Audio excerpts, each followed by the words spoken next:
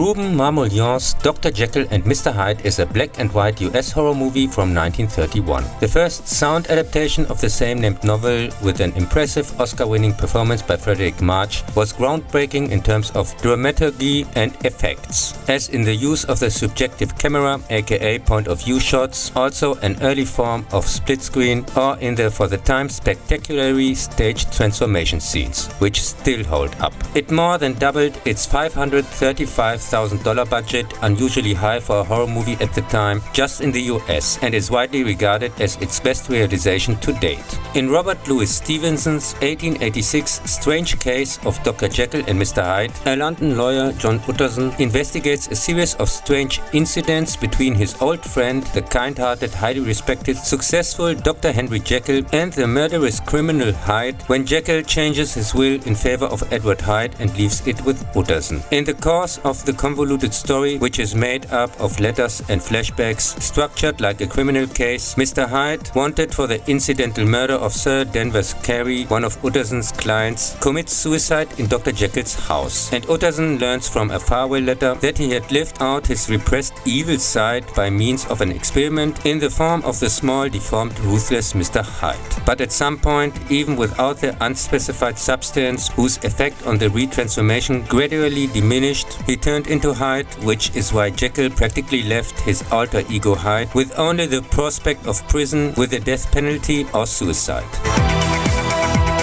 In addition to a split personality, the excellent novel also describes the two sides of 1886 London. Dr. Jekyll lives in the wealthy part, while Mr. Hyde, mainly relatively unmolested, wreaks havoc in the poor criminal quarter of Soho, but commits, due to his unruliness, a murder in the rich quarter. The author criticizes the conventions of the Victorian era. He leaves it to imagination which desires Jekyll voluntarily indulged in guise of Hyde.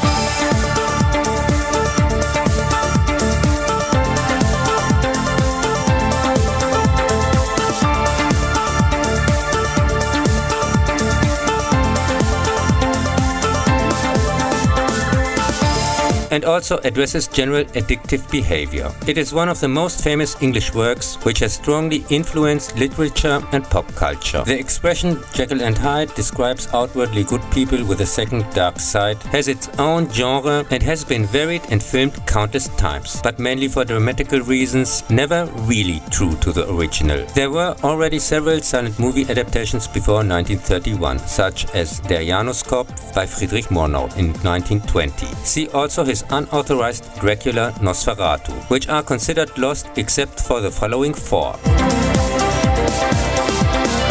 The 12-minute US horror Dr. Jekyll and Mr. Hyde from 1912 dispenses with a lawyer friend and invents a fiancée. In the novel, apart from a little girl who is run over in the introduction, a street vendor who is treated rudely, and a maid who witnesses the accidental murder of one of Utterson's clients, there are no female characters. Hyde, who at one point can no longer change back as his substance has run out, is here convicted by the police after the murder of her father, and after committing suicide, found in Jekyll's lap.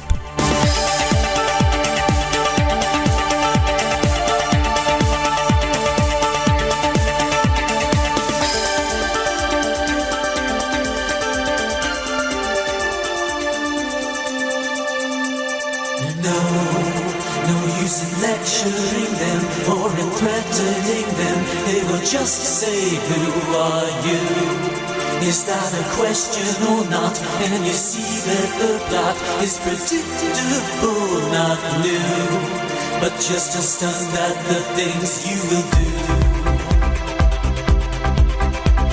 Again with a fiancé, but with considerably more from the book. The poor portrayal of Hyde, however, comes off unintentionally funny, not terrifying. The following year's same-named US production lasts 26 minutes. In the rightly forgotten first Universal monster film, Hyde, as in the original, uses a note in Jekyll's handwriting for his employees. Rents a room from which he operates. Utterson becomes suspicious because of the incident with a child in the book. A relative tells him about it, and there is an altered will. Similar to the novel, he asks professional colleague / old friend Lanyon for help, who witnesses the retransformation. In the original, he dies shortly after through the shock, and here too he unsuccessfully searches the city for the missing ingredients for his substance, and found dead at the end.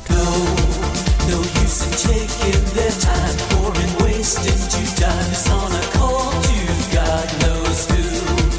When all you feel is the rain and it's hard to be vain when no person looks at you. So just be gracious and wait in the queue.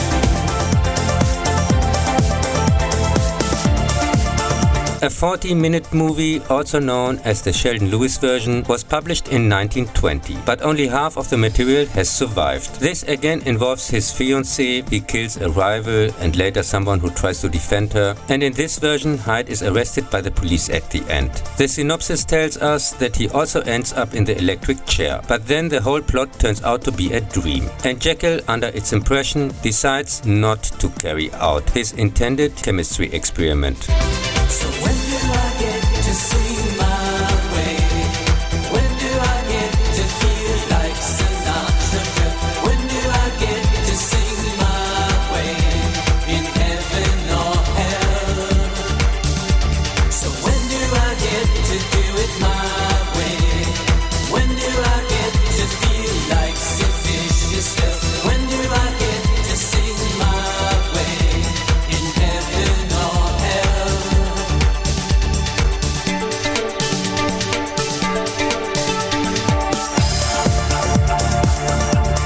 In the same year, 1 month earlier, the first full-length Jekyll and Hyde feature by John S. Robertson has a runtime of 79 minutes. John Barrymore gives an impressive performance as Jekyll and Hyde. The screenplay was based on the 1887 stage play, which is only loosely based on the novel, and from which the fiancée, now the daughter of Sir George Carey, the later murder victim, also originates, and deviated more from Stevenson's novel than any previous adaptation. Utterson's role is barely existent, while the frequently present Carey, in the original just one of his clients who happens to cross Hyde's path at the wrong time, is basically a variant of Oscar Wilde's Lord Henry Wotton from 1890's The Picture of Dorian Gray, who here too, also a sophisticated villain with a cynical outlook, drives the protagonist, an easily manipulated pawn and therefore with less responsibility for his own actions, to ruin. Another Dorian Gray connection is Hyde's progressive mutation with each successive evil deed.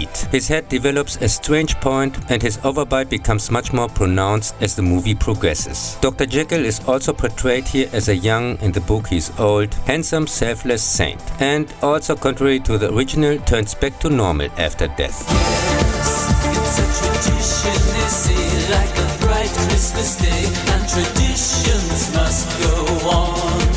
And though I say yes I see, no I really don't see, is my smiley face still on?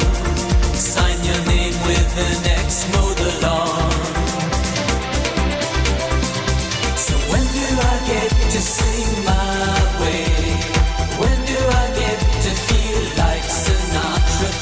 When do I get to sing my way in heaven or hell? So when do I get to do it my way? When do I get to feel like Sid Vicious stuff? When do I get to sing my way in heaven or hell? In Ruben Marmolin's 96-minute version, the fiancée is again Carey's daughter, no trace of Utterson.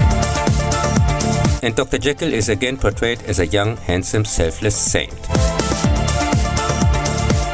On his way home with Dr. Lanyon, he rescues the prostitute Ivy and rejects her advances as Jekyll, but frequently haunts her as Mr. Hyde after his experiment and transformation. To ease his conscience, Jekyll sends Ivy money, and when she unexpectedly visits him, he is shocked to see Hyde's abuse on her body and promises her that Hyde is gone. When General Carey is about to announce the wedding of his daughter Muriel and Dr. Jekyll, he is later so enraged by his absence that he forbids her to have any further contact with him. Jekyll turns into Hyde on the way, spontaneously without serum, and strangles Ivy, who thought she's safe now.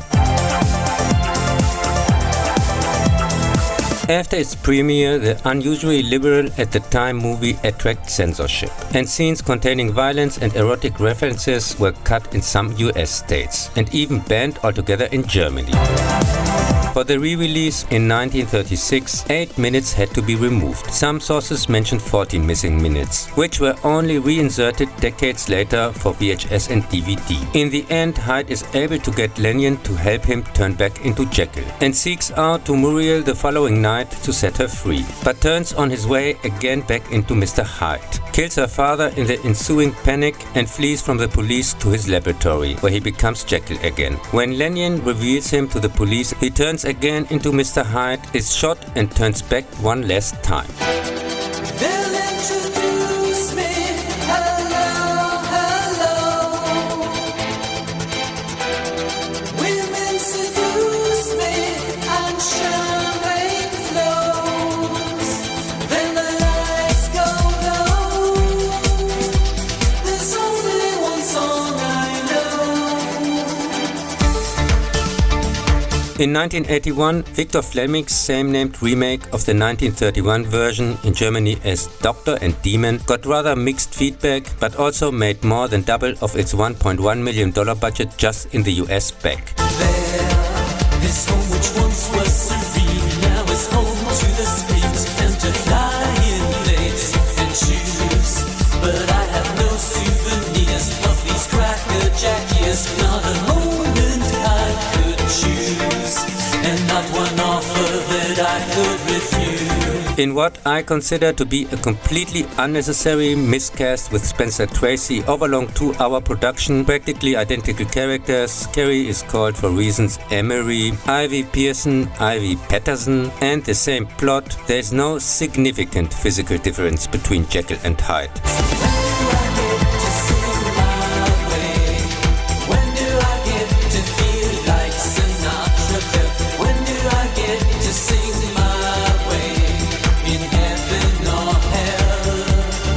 Also new are the surreal dream sequences, the only bright spots apart from the ones from Ingrid Bergman and Lana Turner. While everything else, compared to its predecessor, seems stale, Ivy is now explicitly a waitress, not a prostitute, and unintentionally funny.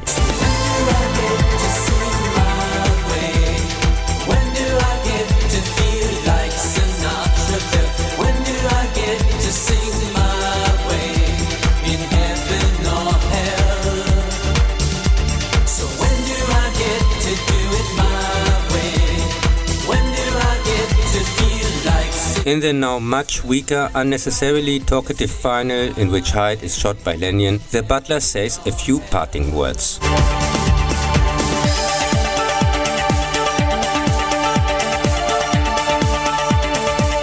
For the color adaptations since the 1950s, and in my opinion the most faithful feature to the book, see the same name retrospectives.